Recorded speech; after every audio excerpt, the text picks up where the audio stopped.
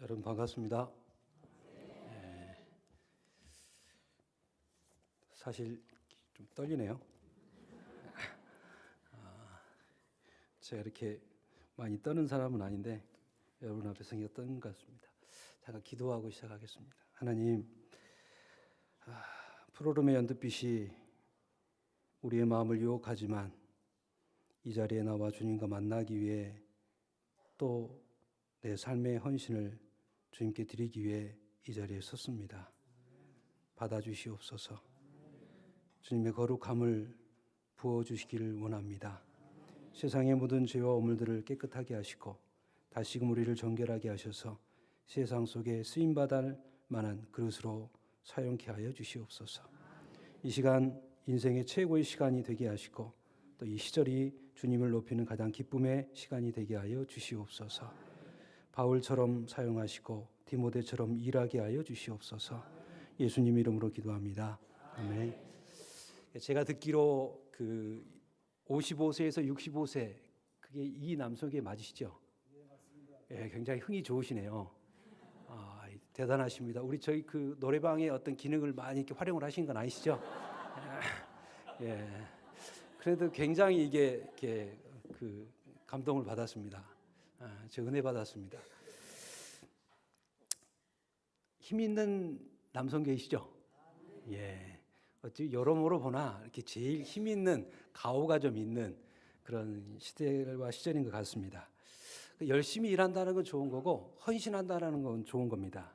근데 남선교회 헌신 예배를 쭉 제가 이렇게 인도하다가 그동안은 안 살펴봤는데 이번엔 제가 남선교회라고 하는 명칭을 한번 쭉 고민하고 생각하고 여러 군데 한번 살펴봤습니다.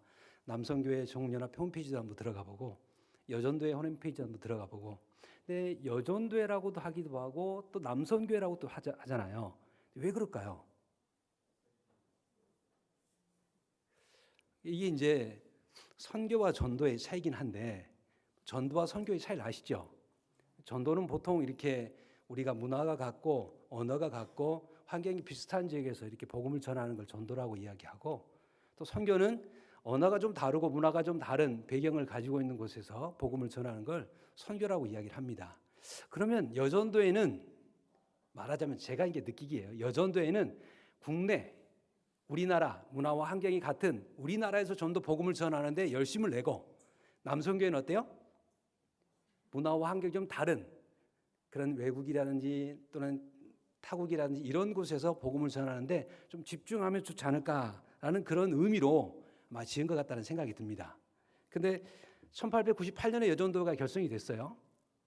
근데 남성교회는 1924년에 청년 멸려회를 시작해가지고 그 이름이 쭉 이어져 오다가 1979년에 남선교회 연합회로 총회에서 결의가 됐습니다.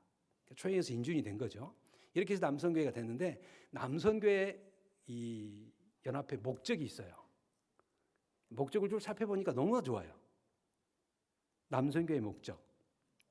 그래서 남선교회 설립 목적이 있는데 제가 한번 읽어드릴게요. 본회는 하나님의 뜻에 따라 연합하여 선교적 사명을 감당하고 성경의 교훈으로 기독교적인 인격을 높이고 서로 도우며 교회와 사회의 봉사함을 목적으로 한다. 너무너무 좋아요. 야, 이게 대단하다 이거 만드신 분이. 근데 여기에는 제가 쭉 이렇게 하나하나 살펴보니까 5가지의 해야 될 일들이 있는 것 같아요. 하나는 하나님의 뜻을 따라 연합하고 하나님의 뜻을 따라 선교적 사명을 감당하고 성경적인 교훈을 따라 기독교적인 인격을 높이고 하나님의 뜻을 따라 서로 돕고 하나님의 뜻을 따라 교회와 사회에 봉사하는 것이 이것이 목적이다라고 저는 봅니다. 이렇게만 사시면 될 것 같아요.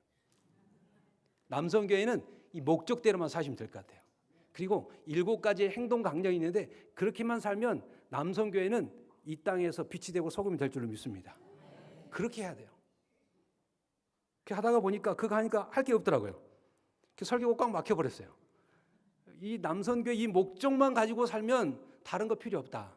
정말로 하나님의 뜻을 따라서 연합하고 선교적 사명을 감당하고 기독교적인 인격을 높이고 서로 돕고 교회와 사회에 봉사하고 이렇게 살아가면 뭐 바랄 게 있어요? 아마도 30년, 40년 남성교회 회원으로 활동을 하셨어도 아마 이 남성교회 설립 목적을 아마 읽어본 분이 몇 분이나 될까 싶어요. 저도 이렇게 오랜 시절 동안 있다가 이거 처음 읽어봤거든요. 연합회 활동을 안 하시면 이거에 대해서 이렇게 특별하게 들어보실 기회가 없고, 특별히 여전도에는 들어볼 기회가 더 없을 거라는 생각이 듭니다. 이런 목적을 가지고 계셔서 이 앞에 서신 겁니다. 이런 목적을 가지고 남선교회가 조직이 되고 1, 2, 3, 4 계속 이렇게 조직이 되어 있는 겁니다. 여러분, 그런 목적을 가지고 있는 사람들은 선교사예요. 그런 목적을 가지고 사는 사람은 선교적 사명을 가지고 사는 사람들입니다. 여러분, 사명이라는 찬양을 부르셨는데 사명이 바로 그겁니다. 주님이 원하시는 곳에 내가 가겠습니다. 주님이 하자고 하는데 내가 하겠습니다. 이게 선교사거든요. 요즘 참 말이 안 통하는 세상이잖아요. 젊은이들하고 여러분들하고 말 안 통하잖아요. 요약된 말들 좀 아십니까? 저도 제 딸이 있는데 몰라요. 말이 안 통해요. 근데 여러분 더 안 통할 것 같아요. 이 말하자면 같은 공간에 살아도 언어가 달라요. 생각이 달라요. 우리가 선교적 사명을 가지고 그들을 대하지 않으면 그들을 영혼을 전도할 수 없고 구원할 수 없다는 것이죠. 요즘 이렇게 컴패션 본부에 있는 이렇게 팀장님이 와가지고 한번 교제하면서 제가 이야기를 했는데, 요즘 젊은이들의 복음화율이 몇 프로인지 아세요? 요즘 젊은이들의 복음화율이 3%래요. 3%면 미전도 종족입니다. 그러니까 우리는 지금 우리 곁에 미전도 종족을 두고 있는 겁니다. 젊은이들, 그들을 어떻게 구원하고 그들을 어떻게 하나님 품에 돌아오게 할까? 누구 몫일까요? 젊은이들 몫이겠습니까? 어른들 몫입니다. 바로 지금 가장 힘을 발휘하고 있는 55세부터 65세, 여러분 제일 힘 있는 시대 아닙니까? 호주머니 좀 두둑하시고 가오도 좀 있고 그런 시절 아닙니까? 레위기에 보면 제사가 나옵니다. 5대 제사가 나옵니다. 그 5대 제사 가운데 곡식으로 드리는 제사가 딱 하나 있습니다. 그게 소제죠. 소제를 드리는데 소제에 들어가는 재료들이 있습니다. 들어가지 말아야 될 게 있고 들어가야 될 게 있습니다. 들어가야 될 거는 잘 곱게 갈은 밀가루예요. 그 다음에 뭐가 있죠? 기름, 소금, 거룩한 향, 이 4가지가 들어갑니다. 거기에 누룩과 꿀은 넣지 말도록 합니다. 누룩은 부패하는 것이고 꿀도 마찬가지로 빨리 발효해서 부패하게 하는 것이기 때문에 넣지 말도록 합니다. 하나님께서 곱게 빻은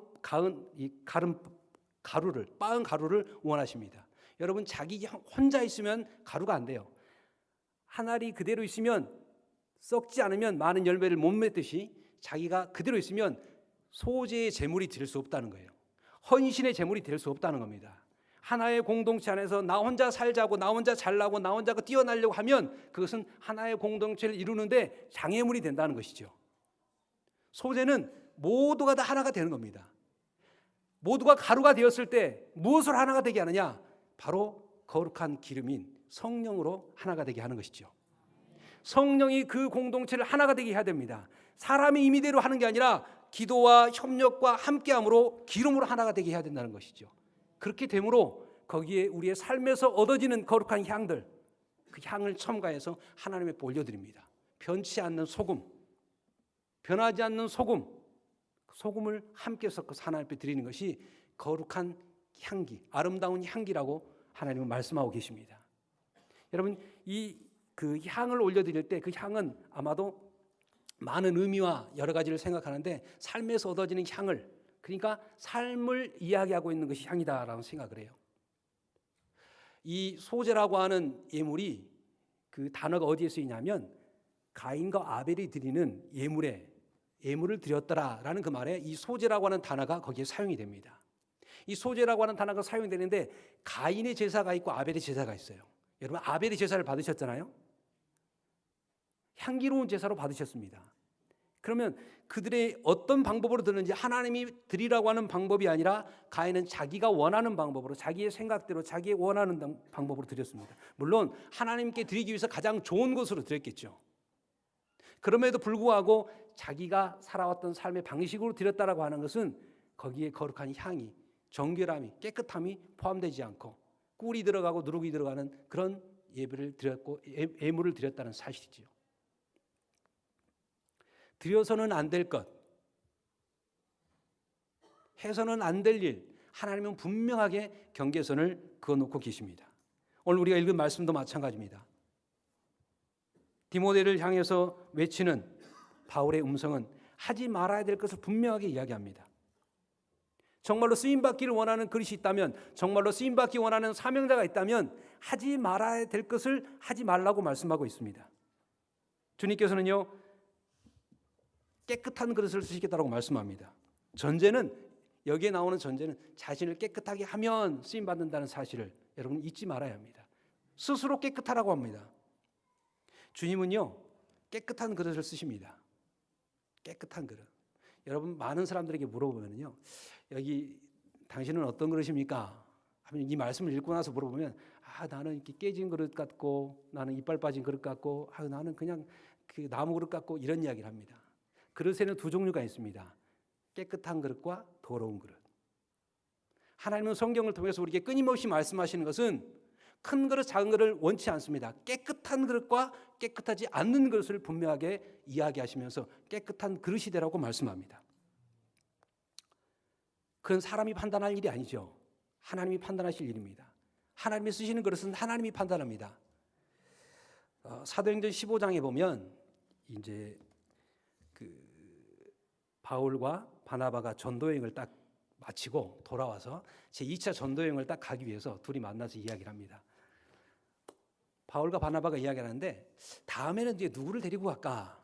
서로 이렇게 의논을 하다가 바나바가 우리 조카 이렇게 마가 좀 데리고 갑시다. 그때 이렇게 제대로 못 다녔는데 함께 데려가서 좀 사람 좀 만듭시다. 잘할 겁니다. 근데 바울은 그놈이 말이야, 밤빌려에서 그냥 못하겠다고 도망가 버리고 못하겠다고 다 집으로 가버린 놈 아니요. 그 애를 데리고 와서 우리 어떻게 다른 사람까지 낙심해서 전도도 못하게 하고 이 전도의 동력을 잃어버립니다. 데리고 가지 맙시다. 두 사람이 이렇게 막 다퉜어요. 성경에 다퉜다고 이야기합니다. 의견 대립이 있었던 거죠. 그러면 결국 바울은 실라하고 가고 바나바는 마가하고 구브로로 갑니다. 헤어집니다. 근데요, 참 재미있는 것은 디모데후서 4장에 보면 그렇게 이야기합니다. 바울이 디모데를 향해서 마가를 내게로 데려오라. 그가 나의 일에 유익하니라. 마가를 나에게 데려오라. 그가 나의 일에 유익하니라. 베드로전서에 보면요, 베드로가 이 마가를 뭐라고 표현하냐면 그는 내 아들이다.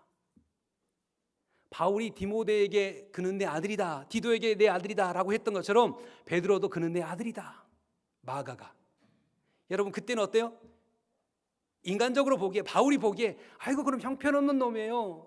어려움도 참지도 못하고 고난도 참지 못하고 힘들지도 참지 못하고 그냥 막 도망가 버린 놈 아닙니까? 그릇이 안 돼요. 이렇게 이야기할 수 있지만 시간이 지나면서 바울을 감동시키고 베드로를 감동시키고 주변의 많은 사람들을 감동시켜서 그가 내 일에 유익하니라. 그런 고백이 나올 정도로 변화된 사람이었습니다. 사람이 보기에는요, 아닌 것 같아요. 그러나 하나님은 그가 깨끗하면 쓰신다는 거예요. 그를 통해서 일하신다는 겁니다. 많은 사람들이 자꾸 사람들 보고 판단합니다. 어른들이 더 그렇습니다. 될성 싶은 나무 떡잎부터 알아본다. 이렇게 이야기하죠. 아니요. 사람이 그럴 수도 있지만 하나님 보시기에는 전혀 다릅니다. 그래서 가난한 자를 들어서 부한 자를 부끄럽게 하시고 미련한 자를 들어서 지혜 있는 자를 부끄럽게 하시는 게 하나님이십니다.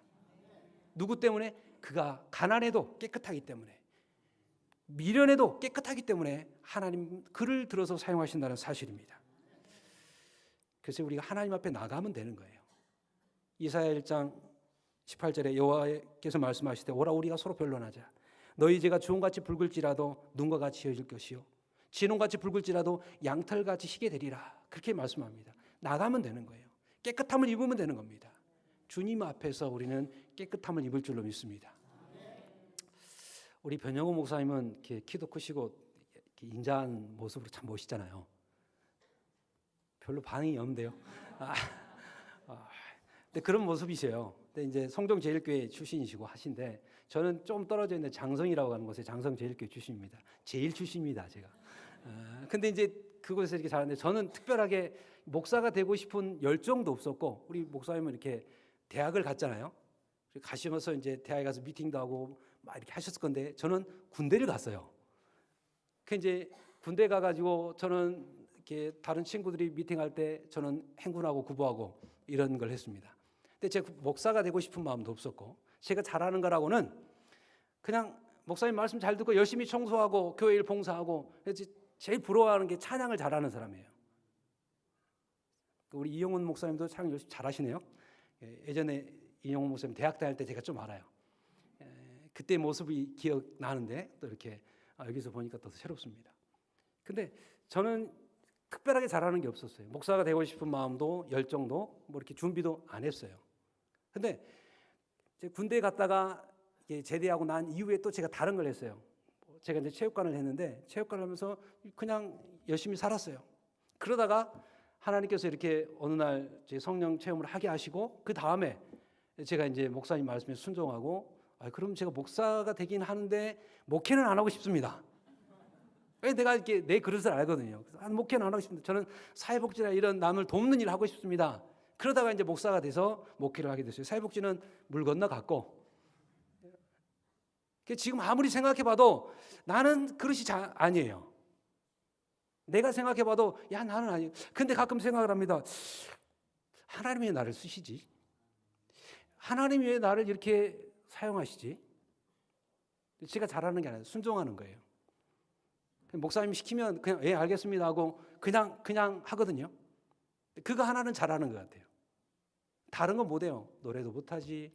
공부를 열심히 제게 변영 목사님이 제 처남을 잘 알아요. 가지고 제가 공부 잘했다고 이야기하면 다 알아버려요. 그 이제 대학 가려고 딱 준비할 때 저도 한번 가본다고 생각하고 옆에 같이 제 처남이랑 공부를 했는데 제 처남이랑은 이렇게 인문계 나와서 공부를 열심히 잘하는데 저는 옆에 앉아가지고 계속 졸기만 했어요. 그래서 그때 맨 졸았다라고 지금도 와가지고 만나면 그런 이야기를 합니다.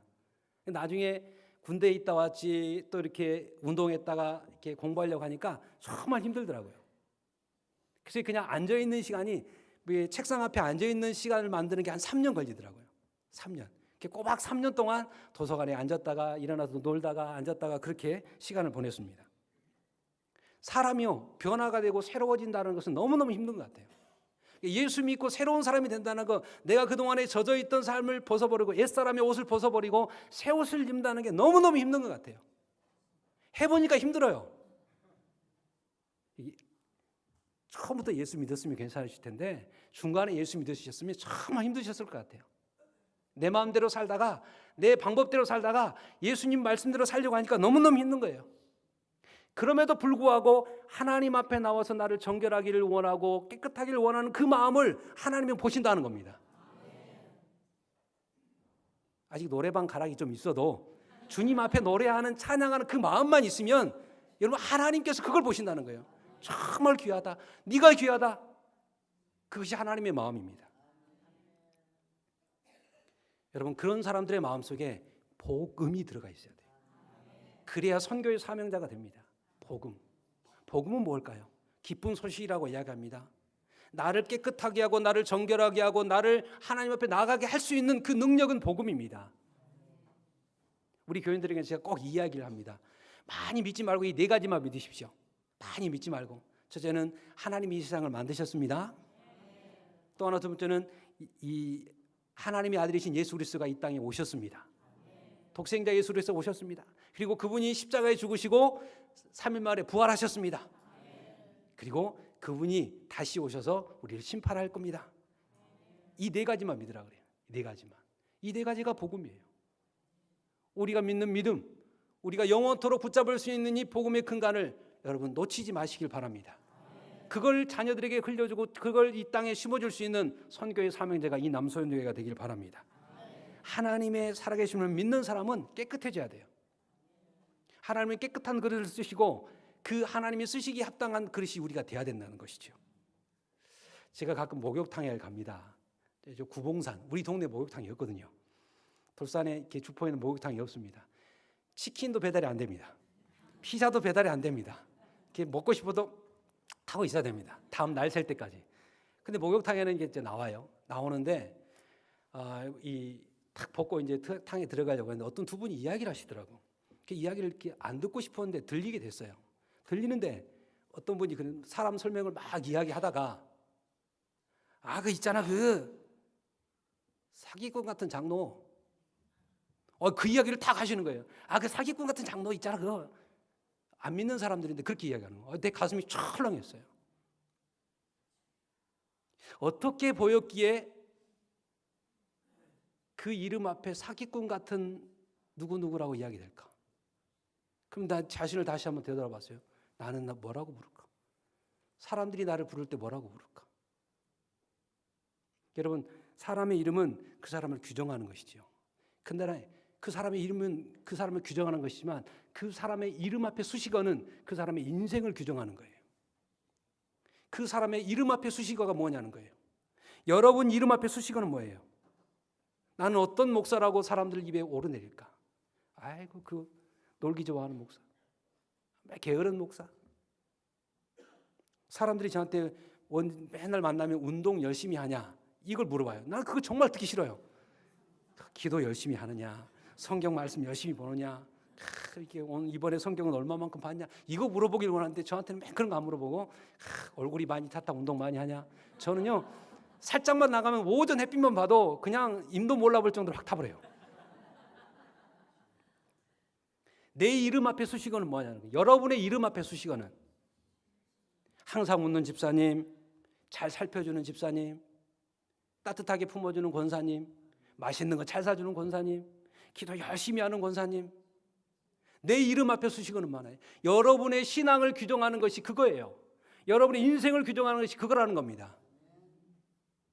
열심히 찬양하는 여러분들의 모습이 제 마음속에 각인이 되어가지고 찬양을 열심히 하는 이 남성교회라고 제가 마음속에 확 새긴 것 같아요. 오늘 21절의 말씀에 보면은요, 누구든지 이런 것에서 자기를 깨끗하게 하면이라고 말합니다. 누구든지 이런 것에서 깨끗하게 하면 이런 것이라고 하는 말은 바로 14절부터 19절의 말씀을 그대로 이어받는 것이라고 볼 수 있어요. 거기에 나오는 14절부터 19절 안에 두 사람의 이름이 나옵니다. 망령되고 헛된 말을 버리라. 그들은 경건하지 아니함에 점점 나아가나니 그들의 말은 악성 종양이 퍼져간과 같은데 그 중에 누구예요? 후메네오와 빌레도가 있다. 정결하고 깨끗한 삶을 살아야 됨에도 불구하고 그러지 못하고 어떤 삶을 삽니까? 악성 종양을 퍼뜨리는 것처럼 악성 종양을 퍼뜨리는 후메네오와 빌레도가 있다. 이름 앞에 수식어입니다. 여러분의 이름 앞에 수식어는 뭘까요? 옆 사람에게 한번 불러주시랍니까? 옆 사람을 뭐라고 부르시랍니까? 한번 이야기해 주십시오. 당신은 어떤 집사님입니다. 옆 사람에게 말해 주세요.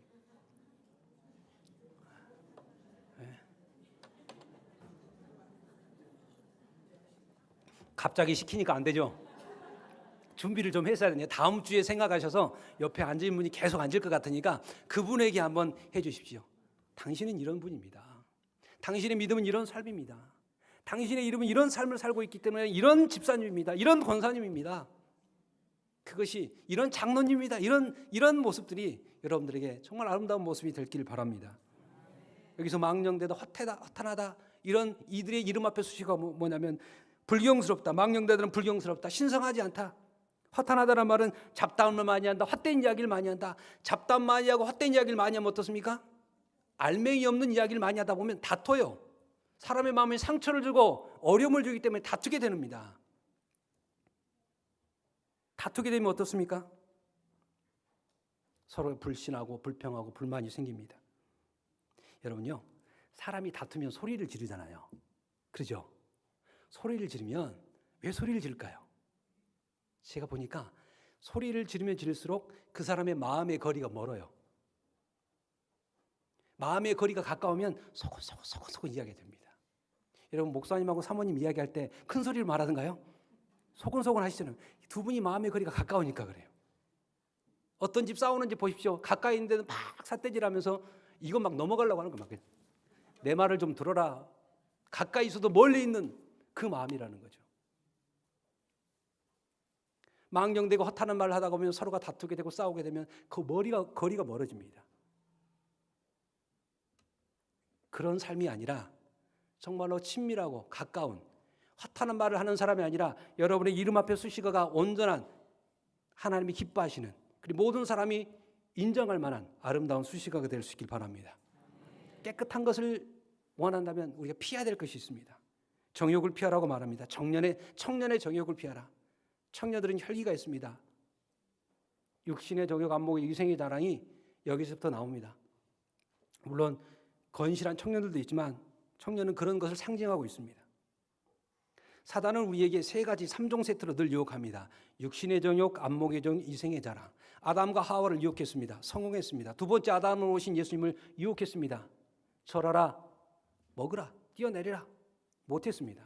마지막 요한일서에 보면 그렇게 또 유혹합니다. 육신의 정욕, 이생의 자랑, 안목의 정욕을 가지고 우리를 유혹합니다.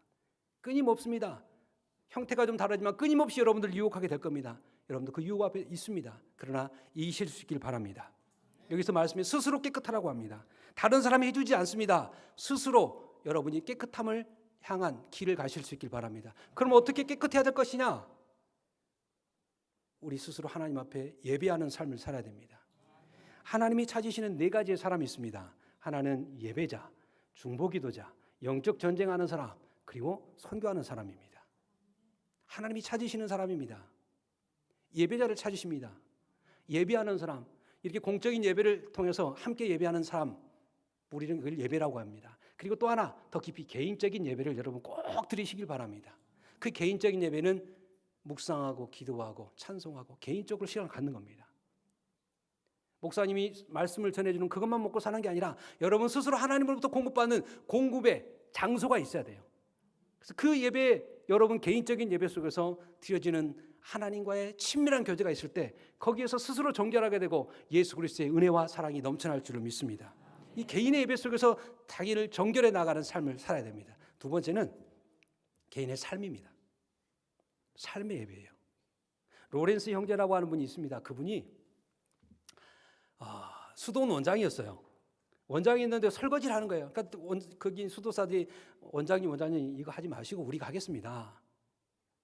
아니다, 내가 하겠다. 나는 여기에서 하나님의 임재를 경험했고 하나님의 은혜를 경험하는 곳이기 때문에 나는 여기서 예배하는 자리다. 그래서 설거지 자리가 무슨 자리? 예배 자리였다는 것이죠.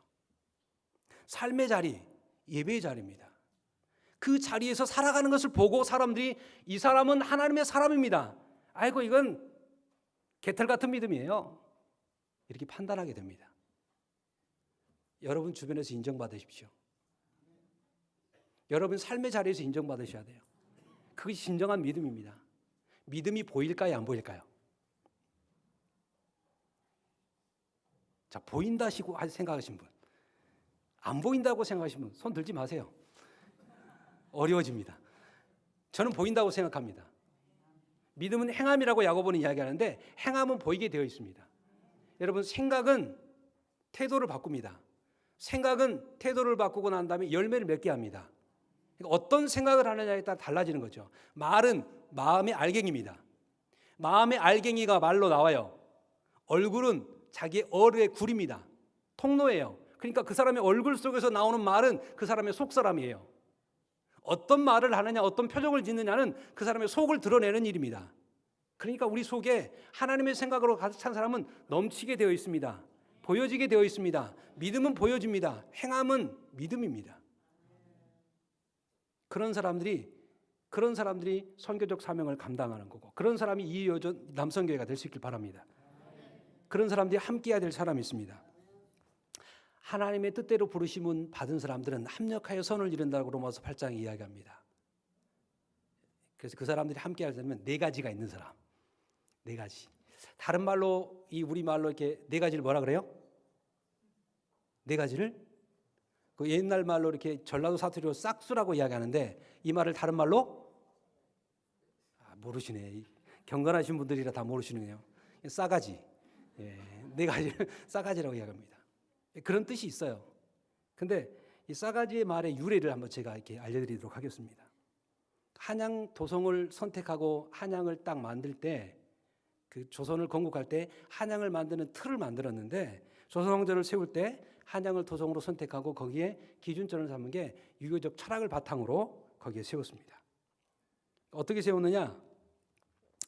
인간이 갖춰야 될 덕목 4가지, 그 4가지를 가지고 거기에다가 하나의 문을 만들자. 동서남북문을 만들었는데 인의예지를 통해서 각자의 문을 만들었습니다. 그래서 동대문은 인을 일으키라는 문으로 해서 홍인지문, 서대문은 의를 두텁게 갈고 닦으라는 문으로 해서 돈의문, 그 다음에 남대문은 예를 숭상하라는 의미에서 숭례문, 북문은 지를 넓히라는 문으로 해가지고 홍지문. 그래서 홍인지문, 돈의문, 숭례문, 홍의문이 다 이렇게 각각 4개 문을 통해서 만들어졌습니다. 그리고 그 중심에 가운데를 뜻하는 신을 넣어서 보신각 종을 세웠어요. 그래서 그 종을 치는 이유는 들어오는 문, 나가는 문을 통해서 온전해지고 또 이 인의예지가 충만하라고 퍼져나가라고 하는 의미에서 종을 칩니다. 그래서 이 한양 도성을 세우는데 그 건립의 기초를 이렇게 인의예지 4가지로 했다는, 그래서 4가지예요. 4가지가 있다 하는 말은 인의예지가 있다는 말이에요. 인의예지가 있다. 그래서 이는 측은지심으로 불쌍한 것을 보면 가엾게 여겨서 정을 나누고자 하는 마음이고, 의는 수호지심으로 불의를 부끄러워하고 악한 것을 미워하는 마음이고, 예는 사양지심으로 자신을 낮추고 겸손해하며 남을 위해 사양하고 배려할 줄 아는 마음이고, 지는 시비지심으로 옳고 그름을 가릴 줄 아는 마음이고, 신은 광명지심으로 중심을 잡고 항상 가운데 바르게 위치해 밝은 빛을 내므로 믿음을 주는 마음. 그러니까 인의예지신 이것들이 있어야 되죠. 그래서 여러분들은 4가지가 있는 거룩한 성도가 되시길 바랍니다. 그런 사람들과 함께해야 돼요. 이런 사람들이 없는 건, 인의예지가 없는 건 뭐 유교적으로 볼 때나 우리 믿음으로 볼 때나 이런 능력을 가지고 있는 게 그리스도인이 돼야 됩니다. 이런 걸 가지고 있는 사람은 소통이 좋습니다. 아재가 아니에요. 소통이 안 되면 아재예요. 아재가 뭔지 아시죠? 안 가르쳐 주셨어요? 우리 공자가 말할 때 50이면 하늘의 뜻을 안다 지천명이라고 이야기했습니다. 여러분 지천명을 넘었어요. 그리고 귀가 순해진다라고 이순도 넘으신 분도 계십니다. 그러니까 하늘의 뜻도 알고 세상의 뜻도 안 되신다면 이제 하늘의 뜻과 또 다양성을 여러분들이 겸비하자면 이제 밑에 있는 사람들을 향해서 그걸 펼쳐주실 수 있길 바랍니다. 그게 선교입니다. 그게 선교예요. 여러분들이 아는 지혜와 하늘의 은혜를 받고 그것을 펼쳐낼 수 있는 것. 그래서 불통이 되는 게 아니라 소통이 되는. 그래서 그동안에 불통되었다면 선교적 사명을 가지고 소통해야 되겠다라는 그런 마음으로 아래 사람들을 섬겨주실 수 있길 바랍니다.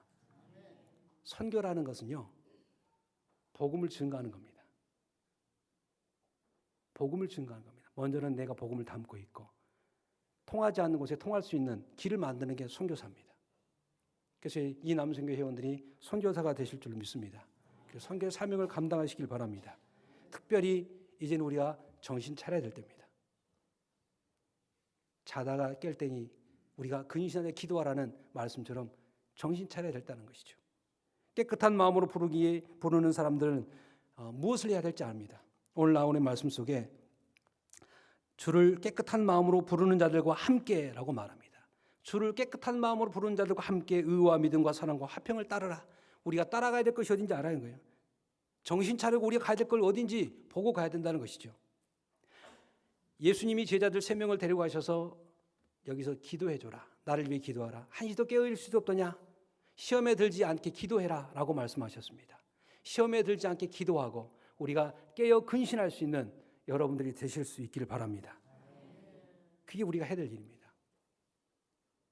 정신 차리자고 하니까 여러분 생각만 이야기하고 행동을 안 하는 거. 정신 차린다라는 것은요, 정신은 말로 차리는 게 아니라 행동으로 차리는 겁니다. 행동을 보고 그 사람의 모습을 보고 뭐라고 합니까? 정신 차렸구나. 그 사람의 하는 모습을 보고 아, 저 사람이 정신 차렸구나. 믿음이 새로워진 걸 보고 정신 차렸구나. 믿음이 좋다 이렇게 이야기하죠. 바라기는 우리 이 남성교회뿐만 아니라 우리 모든 성원교회 성도님들이 정신 차리고 4가지가 있는 삶을 사시길 바랍니다. 그게 주님이 원하시는 선교의 사명입니다. 선교사는 큰 거 아닙니다. 여러분의 삶의 자리에서 그 자리에서 복음을 증거하는 것이 선교사입니다. 왜냐하면 말이 안 통하니까. 이미 여러분은 선교사입니다. 시대마다 말이 안 통합니다. 그리고 말은 여러분 입술로만 하는 게 아니라 행동으로 하는 겁니다. 가장 훌륭한 말은 행동입니다. 가장 효과 있는 말은 행동입니다. 그것이 그리스도인에 있을 때 비로소 주님이 기뻐하시고 비로소 하나님 나라를 이루어 나가는 거룩한 일꾼이 될 줄로 믿습니다. 기도하겠습니다. 하나님,